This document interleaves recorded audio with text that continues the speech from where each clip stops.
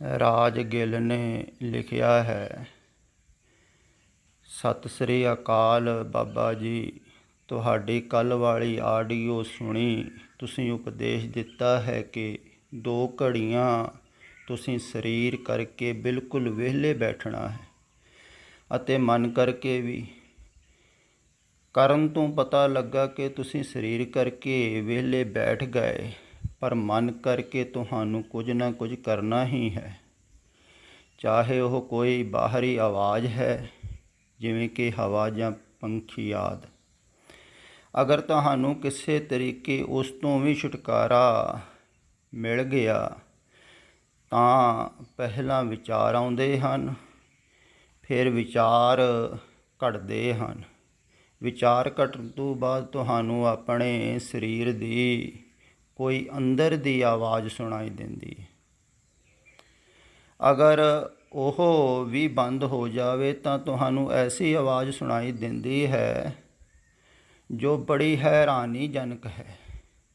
ਉਹ ਕਿੱਥੋਂ ਆਉਂਦੀ ਹੈ, ਉਸ ਦਾ ਕੋਈ ਪਤਾ ਨਹੀਂ ਲੱਗਦਾ। ਕੰਨਾਂ ਤੋਂ ਬਿਨਾਂ ਸੁਣਦੀ ਹੈ। ਉਸ ਨੂੰ ਤੁਸੀਂ ਕਿਸੇ ਤਰੀਕੇ ਬੰਦ ਨਹੀਂ ਕਰ ਸਕਦੇ, ਚਾਹੇ ਬਿਲਕੁਲ ਇਕਾਂਤ ਵਿੱਚ ਬੈਠੋ। ਉਸ ਦਾ ਕੀ ਇਲਾਜ ਹੈ, ਤੁਹਾਡੇ ਹੱਥ ਬਸ ਕੁਝ ਨਹੀਂ। ਫਿਰ ਮਨ ਕਿਵੇਂ ਵਿਹਲਾ ਹੋ ਸਕਦਾ ਹੈ? ਕਿਰਪਾ ਕਰਕੇ ਦੱਸੋ ਜੀ। ਅੱਖਰ ਵਾਧਾ ਘਾਟਾ ਭੁੱਲ ਚੁੱਕ ਮਾਫ਼ ਕਰਨਾ।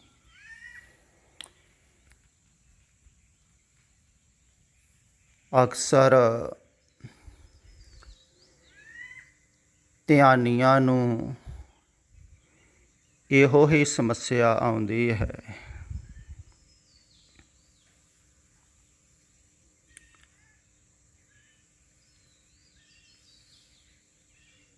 ਧਿਆਨ ਦੇ ਮਾਰਗ 'ਤੇ ਜਿਹੜੇ ਚੱਲ ਰਹੇ ਹਨ ਨਾ,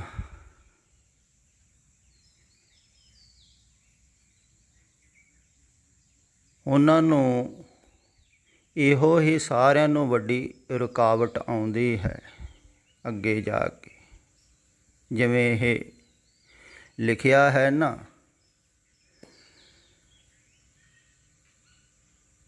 ਵੀ ਸਾਰੇ ਪਾਸੇ ਤੋਂ ਧਿਆਨ ਹਟਾ ਲਿਆ, ਨਿਰਵਿਚਾਰ ਹੋ ਗਏ। ਉਸ ਤੋਂ ਬਾਅਦ ਇੱਕ ਆਵਾਜ਼ ਸੁਣਾਈ ਦਿੰਦੀ ਹੈ, ਪਰ ਉਹ ਆਵਾਜ਼ ਨੂੰ ਹਟਾਓਗੇ ਕਿਵੇਂ?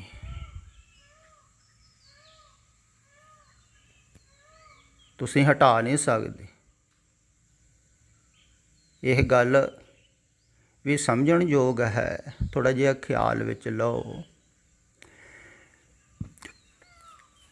ਜਿਵੇਂ ਕਿਹਾ ਜਾਂਦਾ ਹੈ ਨਾ, ਧਿਆਨ ਦੇ ਮਾਰਗ 'ਤੇ ਚੱਲਣ ਵਾਲੇ ਨੂੰ ਵੀ ਤੂੰ ਧਿਆਨ ਬਾਹਰੋਂ ਹਟਾਉਣ ਵਾਸਤੇ, ਕਿਤੇ ਇਕਾਗਰ ਕਰਨ ਵਾਸਤੇ ਲਾ। ਧਿਆਨ ਕਿਤੇ ਲਾਉਣਾ ਹੀ ਪਊਗਾ ਨਾ, ਕਿਉਂਕਿ ਜਿਹੜਾ ਫੈਲਿਆ ਹੋਇਆ ਹੈ ਸੰਸਾਰ ਦੇ ਵਿੱਚ, ਚਾਰੇ ਦਿਸ਼ਾ ਦੇ ਵਿੱਚ ਮਨ ਤੁਹਾਡਾ, 10 ਦਿਸ਼ਾ 'ਚ, ਉਹਨੂੰ ਪਹਿਲਾਂ ਇੱਕ ਜਗ੍ਹਾ ਲੈ ਕੇ ਆਉਣਾ ਪਵੇਗਾ। ਇੱਕ ਵਿਚਾਰ 'ਤੇ ਮਨ ਨੂੰ ਟਿਕਾਉਣਾ, ਜਾਂ ਇੱਕ ਸ਼ਬਦ 'ਤੇ ਮਨ ਨੂੰ ਟਿਕਾਉਣਾ, ਇਕਾਗਰ ਕਰਨਾ ਜਿਹਨੂੰ ਕਹਿੰਦੇ ਆ। ਅਤੇ ਪੁਰਾਣੇ ਸਮਿਆਂ 'ਚ ਕੀ ਹੁੰਦਾ ਸੀ, ਪਹਿਲਾਂ ਜ਼ਿਆਦਾ ਵੱਡਾ ਮੰਤਰ ਦਿੰਦੇ ਹੁੰਦੇ ਸਨ ਕਿ ਬਿਲਕੁਲ ਛੋਟੇ 'ਤੇ ਮਨ ਨਹੀਂ ਰੁਕਦਾ ਹੈ, ਅਤੇ ਜ਼ਿਆਦਾ ਬੜੇ ਮੰਤਰ 'ਤੇ ਮਨ ਰੁਕਦਾ ਹੈ। ਫਿਰ ਥੋੜ੍ਹਾ ਜਿਹਾ ਛੋਟਾ ਦੇ ਦਿੰਦੇ ਸਨ ਵੀ ਹੌਲੀ ਹੌਲੀ ਮਨ ਟਿਕਣਾ ਸ਼ੁਰੂ ਹੋ ਗਿਆ ਅਤੇ ਛੋਟੇ ਮੰਤਰ 'ਤੇ ਟਿਕ ਸਕਦਾ ਹੈ। ਅਤੇ ਟਿਕਾਉਣ ਵਾਸਤੇ ਸ਼ਬਦ ਦਾ ਸਹਾਰਾ ਹੈ। ਜੋ ਮੰਦਰ ਕੋ ਥਾਮੇ ਥੰਮਨ, ਕਿਉਂ ਗੁਰ ਕਾ ਸ਼ਬਦ ਮਨਿ ਸਥੰਮ। ਸ਼ਬਦ ਦਾ ਸਹਾਰਾ ਲਿਆ, ਜਾਂ ਕੋਈ ਸਵਾਸਾਂ ਦਾ ਸਹਾਰਾ ਵੀ ਲੈ ਸਕਦਾ ਹੈ। ਹੋਰ ਵੀ ਬਹੁਤ ਢੰਗ ਹਨ, ਖਿਆਲ ਵਿੱਚ ਰੱਖੋ, ਬਹੁਤ ਜੁਗਤੀਆਂ ਹਨ, ਅਤੇ ਸਾਰਿਆਂ ਦਾ ਪ੍ਰਯੋਜਨ ਇੱਕੋ ਹੀ ਹੁੰਦਾ ਹੈ ਵੀ ਮਨ ਨੂੰ ਟਿਕਾਉਣਾ ਹੈ। ਕਿਸੇ ਢੰਗ ਨਾਲ ਵੀ ਟਿਕਾਓ। ਇਸ ਕਰਕੇ ਮੈਂ ਇੱਕੋ ਹੀ ਢੰਗ ਨਹੀਂ ਦੱਸਦਾ ਹਾਂ, ਕਿਉਂਕਿ ਹਰ ਇੱਕ ਦੀ ਬਿਰਤੀ ਲੈਦਾ ਹੈ, ਸੋਚ ਲੈਦਾ ਹੈ, ਵਿਚਾਰ ਲੈਦਾ ਹੈ, ਅਤੇ ਲੈਦਾ ਢੰਗ ਦੇ ਨਾਲ ਹੀ ਉਹ ਮਨ ਨੂੰ ਆਪਣੇ ਨੂੰ ਟਿਕਾ ਸਕਦਾ ਹੈ। ਆਮ ਸਧਾਰਨਤਾ ਹੈ ਅਤੇ ਜ਼ਿਆਦਾ ਸਿੱਖ ਦੱਸਦੇ ਹਨ ਸ਼ਬਦ ਦਾ ਅਭਿਆਸ ਕਰੋ, ਧੁਨ 'ਤੇ ਧਿਆਨ ਟਿਕਾਓ, ਧੁਨ ਨੂੰ ਸੁਣੋ। ਭਾਈ ਕਈ ਸੁਣਨ ਦੇ ਵਿੱਚ ਧਿਆਨ ਨਹੀਂ ਟਿਕਾ ਸਕਦੇ ਹਨ, ਦੇਖਣ ਦੇ ਵਿੱਚ ਟਿਕਾ ਸਕਦੇ ਹਨ। ਇਸ ਕਾਰਨ ਉਹਨਾਂ ਨੂੰ ਕਿਹਾ ਜਾਂਦਾ ਹੈ ਵੀ ਤੁਸੀਂ ਦੇਖੋ।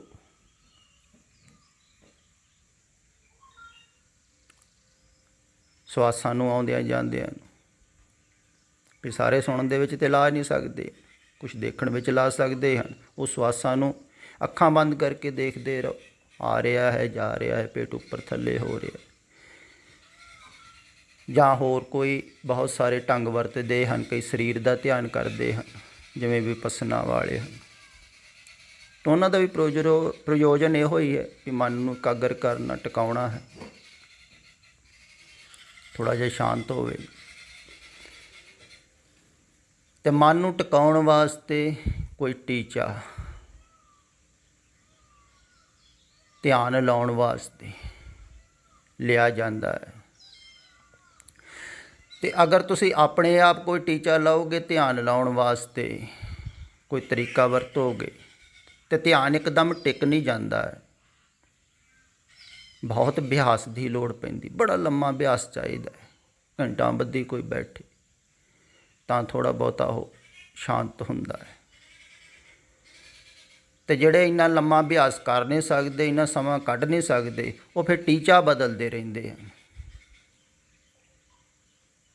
ਵੀ ਪਹਿਲਾਂ ਸ਼ਬਦ ਦਾ ਜਾਪ ਕੀਤਾ ਕੁਛ ਚਿਰ, ਫਿਰ ਹੋਰ ਕਿਸੇ ਨੇ ਕੋਈ ਤਰੀਕਾ ਦੱਸ ਦਿੱਤਾ, ਉਹ ਤਰੀਕੇ ਨਾਲ ਕਰਨ ਲੱਗ ਪਏ ਧਿਆਨ। ਅਤੇ ਇੱਦਾਂ ਜਿਹੜਾ ਬਦਲਦਾ ਰਹਿੰਦਾ ਹੈ ਧਿਆਨ, ਤਰੀਕੇ ਧਿਆਨ ਦੇ, ਉਹਦਾ ਜਮਾ ਹੀ ਨਹੀਂ ਟਿਕਦਾ। ਇਸ ਕਾਰਨ ਪੁਰਾਣੇ ਸਮਿਆਂ 'ਚ ਕਿਹਾ ਜਾਂਦਾ ਸੀ ਨਾ ਵੀ ਇੱਕ ਗੁਰੂ ਕੋ ਹੀ ਗੁਰੂ ਮੰਤਰ ਲਓ, ਭਾਵ ਕਿ ਤੁਸੀਂ ਇੱਕੋ ਜਗ੍ਹਾ ਹੀ ਟਿਕੇ ਰਹੋਗੇ। ਜਿਵੇਂ ਇੱਕ ਜਗ੍ਹਾ ਹੀ ਕੋਈ ਖੂਹ ਖੋਦਦਾ ਹੋਵੇ ਅਤੇ ਖੋਦੀ ਜਾਵੇ, ਖੋਦੀ ਜਾਵੇ, ਖੋਦੀ ਜਾਵੇ, ਅਤੇ ਪਾਣੀ ਨਿਕਲੇਗਾ ਹੀ ਕਦੇ ਨਾ ਕਦੇ। ਪਰ ਜਿਹੜਾ ਥਾਂ ਥਾਂ 'ਤੇ ਖੋਦਦਾ ਫਿਰੇ, ਥੋੜ੍ਹਾ ਜਿਹਾ ਪਹਿਲਾਂ ਇੱਕ ਖੋਦ ਲਿਆ, ਨਹੀਂ ਨਿਕਲਿਆ ਪਾਣੀ, ਫਿਰ ਦੂਸਰੀ ਜਗ੍ਹਾ ਖੋਦ ਲਿਆ। ਕਈ ਲੋਕ ਇਉਂ ਕਰ ਰਹੇ ਹਨ, ਗੁਰੂ ਹੀ ਬਦਲਦੇ ਰਹਿੰਦੇ ਸਾਰੀ ਜ਼ਿੰਦਗੀ, ਉਹਨਾਂ ਨੂੰ ਟਿਕਾ ਹੀ ਨਹੀਂ। ਕਿਉਂਕਿ ਇੱਕਦਮ ਮਨ ਸ਼ਾਂਤ ਥੋੜ੍ਹੀ ਹੋ ਜਾਂਦਾ ਹੈ, ਬੜਾ ਸਮਾਂ ਲੱਗਦਾ, ਬੜੇ ਲੰਮੇ ਅਭਿਆਸ ਦੀ ਲੋੜ। ਇੰਨਾ ਲੰਮਾ ਅਭਿਆਸ ਕੋਈ ਕਰ ਨਹੀਂ ਸਕਦਾ, ਅਜੋਕੇ ਸਮੇਂ 'ਚ ਤਾਂ ਬਹੁਤ ਕਠਿਨ ਹੈ। ਤਾਂ ਇੰਨਾ ਲੰਮਾ ਅਭਿਆਸ ਨਹੀਂ ਹੁੰਦਾ ਹੈ। ਅਗਰ ਕੋਈ ਕਰ ਲਵੇ ਅਭਿਆਸ ਹੌਲੀ ਹੌਲੀ, ਗੁਰ ਸ਼ਬਦ 'ਤੇ ਧਿਆਨ ਟਿਕ ਗਿਆ, ਅਗਰ ਉਹ ਸੁਣ ਰਿਹਾ ਹੈ ਤਾਂ ਉਹਨੂੰ ਧੁਨ ਸੁਣਾਈ ਦੇਵੇਗੀ। ਇਹ ਵੀ ਗੱਲ ਖਿਆਲ ਵਿੱਚ ਰੱਖਣ ਵਾਲੀ ਹੈ ਵੀ ਸਾਰਿਆਂ ਨੂੰ ਧੁਨ ਨਹੀਂ ਸੁਣਾਈ ਦੇਵੇਗੀ। ਜਿਹੜਾ ਸੁਣਨ 'ਤੇ ਧਿਆਨ ਦੇ ਰਿਹਾ ਹੈ ਉਹਨੂੰ ਧੁਨ ਸੁਣਾਈ ਦੇਵੇਗੀ, ਜਿਹੜਾ ਦੇਖਣ 'ਤੇ ਧਿਆਨ ਦੇ ਰਿਹਾ ਹੈ ਉਹਨੂੰ ਪ੍ਰਕਾਸ਼ ਦਿਖਾਈ ਦੇਵੇਗਾ, ਕਿਉਂਕਿ ਧਿਆਨ ਇੱਕੋ ਪੱਖ ਵੱਲ ਜਾਵੇਗਾ। ਕਈਆਂ ਨੂੰ ਪ੍ਰਕਾਸ਼ ਦਿਖਾਈ ਦੇਵੇਗਾ, ਕਈਆਂ ਨੂੰ ਧੁਨ ਸੁਣਾਈ ਦੇਵੇਗੀ, ਜਾਂ ਹੋਰ ਵੀ ਕੁਛ ਉਹਨਾਂ ਨੂੰ ਸੁਣਾਈ ਦੇ ਸਕਦਾ ਹੈ। ਦੇਖਣ ਵਾਲੇ ਨੂੰ ਹੋਰ ਵੀ ਕੁਛ ਦਿਖਾਈ ਦੇ ਸਕਦਾ ਹੈ। ਕਈ ਆਕਾਰ ਹੀ ਨਿਰਮਿਤ ਕਰ ਲੈਂਦੇ ਹਨ ਦੇਖਣ ਵਾਲੇ, ਉਹਨਾਂ ਨੂੰ ਦੇਖੀ ਜਾਂਦੇ। ਫਿਰ ਅਗਰ ਉਹਨਾਂ ਨੂੰ ਉਹ ਧੁਨ ਸੁਣਾਈ ਦੇਣ ਲੱਗ ਜਾਵੇ, ਮਨ 'ਤੇ ਇਕਾਗਰ ਹੋ ਗਿਆ, ਟਿਕ ਗਿਆ, ਹੁਣ ਇੱਕ ਜਗ੍ਹਾ ਧੁਨ 'ਤੇ ਟਿਕ ਗਿਆ। ਪਰ ਧੁਨ 'ਤੇ ਟਿਕਿਆ ਹੋਇਆ ਵੀ ਮਨ ਜੇ ਕਾਇਮ ਹੈ, ਮੌਜੂਦ ਹੈ, ਧੁਨ ਸੁਣ ਰਿਹਾ ਹੈ।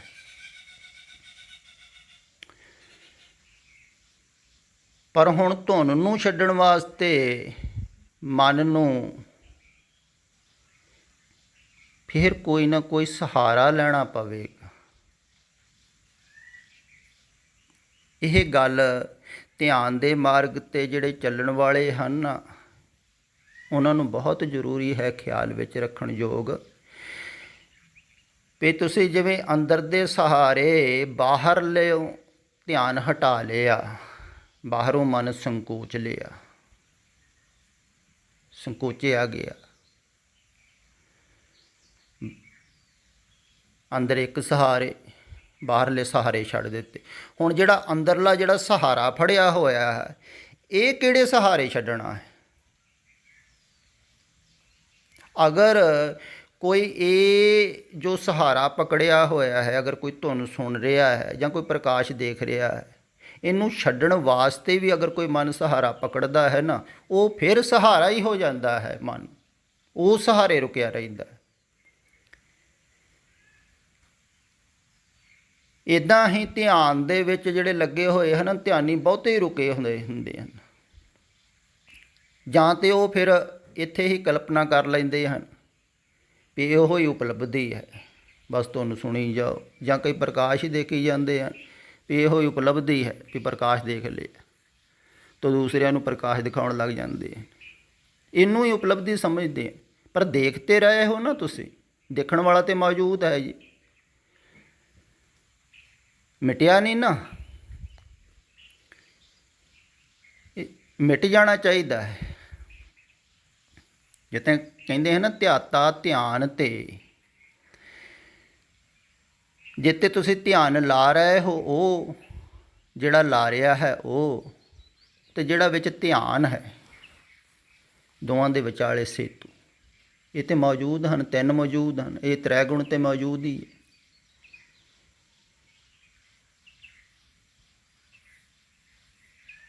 ਤੇ ਤਿੰਨਾਂ ਗੁਣਾਂ 'ਚ ਹੀ ਹੈ ਜੀ। ਤੇ ਕਈ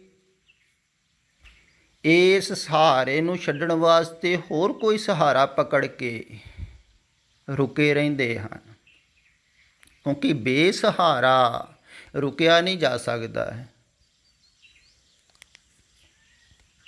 ਇਹ ਗੱਲ ਖਿਆਲ ਵਿੱਚ ਰੱਖਣ ਯੋਗ ਹੈ, ਬਹੁਤ ਜ਼ਰੂਰੀ।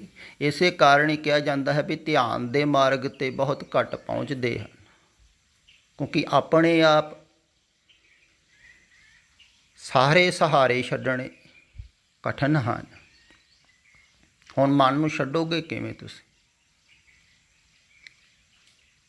ਗੱਲ ਵੀ ਠੀਕ ਕਹੀ ਹੈ ਵੀ ਉਹ ਸਹਾਰਾ ਕਿਵੇਂ ਛੁੱਟੂਗਾ ਜਿਹੜਾ ਤੁਹਾਨੂੰ ਪਕੜ ਲਿਆ, ਤੁਹਾਨੂੰ ਸੁਣਾਈ ਦੇ ਰਹੀ ਹੈ ਤੇ ਮਨ ਸੁਣ ਰਿਹਾ ਹੈ। ਹੁਣ ਮਨ ਨੂੰ ਤਾਂ ਕੁਛ ਨਾ ਕੁਛ ਚਾਹੀਦਾ ਹੀ ਹੈ ਨਾ ਸੁਣਨ ਵਾਸਤੇ।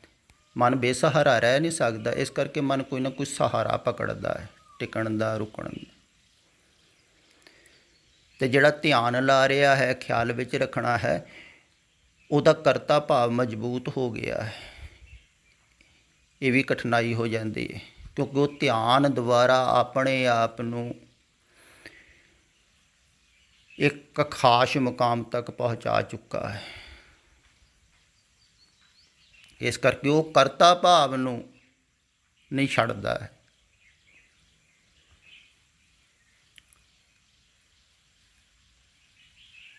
ਅਤੇ ਕਰਤਾ ਭਾਵ ਅਕਸਰ ਜ਼ਿਆਦਾ ਮਜ਼ਬੂਤ ਹੋ ਜਾਂਦਾ ਹੈ ਜਿਹੜੇ ਆਪਣੇ ਆਪ ਧਿਆਨ ਕਰਦੇ। ਤੁਸੀਂ ਸੁਣਿਆ ਹੀ ਹੈ ਨਾ ਪੁਰਾਤਨ ਕਹਾਣੀਆਂ ਵੀ ਬਹੁਤ ਤਪੱਸਵੀ ਬੜੀ ਤਪੱਸਿਆ ਕਰਦੇ ਰਹੇ, ਕਰ ਕਰਕੇ ਤੇ ਹੰਕਾਰ ਦੀ ਪੂਰਤੀ ਕਰ ਲਈ, ਹੰਕਾਰੀ ਹੋ। ਹੰਕਾਰੀ ਦਾ ਭਾਵ ਕਿ ਕਰਤਾ ਭਾਵ ਮਜ਼ਬੂਤ ਹੋ ਗਿਆ, ਕੁਛ ਮਿਲ ਗਿਆ ਮੈਨੂੰ, ਮੈਂ ਪਾ ਲਿਆ। ਦੇਖੋ ਕਈਆਂ ਨੂੰ ਇਹੋ ਖਿਆਲ ਹੋ ਜਾਂਦਾ ਹੈ, ਦੇਖੋ ਮੈਨੂੰ ਧੁਨ ਸੁਣਾਈ ਦੇ ਰਹੀ ਹੈ। ਕਈ ਕਹਿੰਦੇ ਵੀ ਹਨ, ਐਸੇ ਹੀ ਅਭਿਆਸੀ ਵੀ ਦੇਖੇ ਹਨ ਜਿਨ੍ਹਾਂ ਦੀ ਲਗਾਤਾਰ ਧੁਨ ਵੱਜ ਰਹੀ ਤੋਂ ਸੁਣ ਰਹੇ ਹਨ। ਫਿਰ ਕਈ ਦੋਵੇਂ ਵੀ ਕੰਮ ਕਰਦੇ ਹਨ, ਧੁਨ ਵੀ ਸੁਣਾਈ ਦੇ ਰਹੀ ਹੈ, ਨਾਲ ਨਾਲ ਮਨ ਵੀ ਚੱਲ ਰਿਹਾ ਹੈ। ਐਸਾ ਹੀ ਅਭਿਆਸੀ ਦੇਖਿਆ, ਉਹ ਕਹਿੰਦਾ ਵੀ ਜਿੱਧਰ ਮਰਜ਼ੀ ਮੇਰੇ ਸਰੀਰ ਨੂੰ ਕੰਨ ਲਾ ਲਓ, ਧੁਨ ਸੁਣਾਈ ਦੇਵੇਗੀ। ਦੇ ਵੀ ਰਹੀ ਸੀ, ਉਹਦੇ ਅੰਦਰੋਂ ਧੁਨ ਸੁਣਾਈ, ਪਰ ਉਹਦਾ ਮਨ ਬੜਾ ਹੀ ਚੰਚਲ, ਮਨ ਵੀ ਚੱਲ ਰਿਹਾ ਨਾਲ। ਦੇਖੋ ਦੋਵੇਂ ਕੰਮ ਹੀ ਹੋ ਰਹੇ ਹਨ।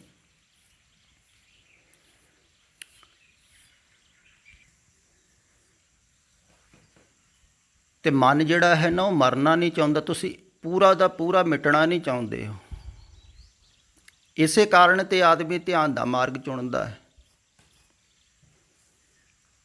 ਫਿਰ ਮਜ਼ਾ ਕਿਵੇਂ ਆਵੇਗਾ, ਕਿਹਨੂੰ ਆਵੇਗਾ?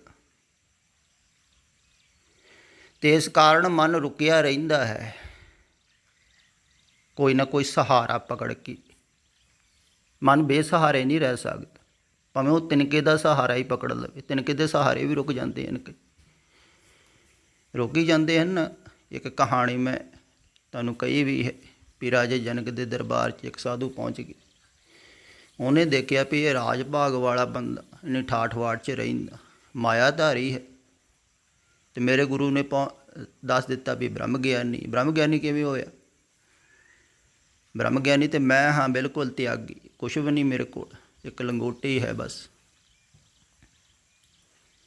ਤੋ ਸਵੇਰੇ ਇਸ਼ਨਾਨ ਕਰਨ ਵਾਸਤੇ ਜਦੋਂ ਗਏ, ਨਾਲ ਸਾਧੂ ਨੂੰ ਵੀ ਲੈ ਗਏ,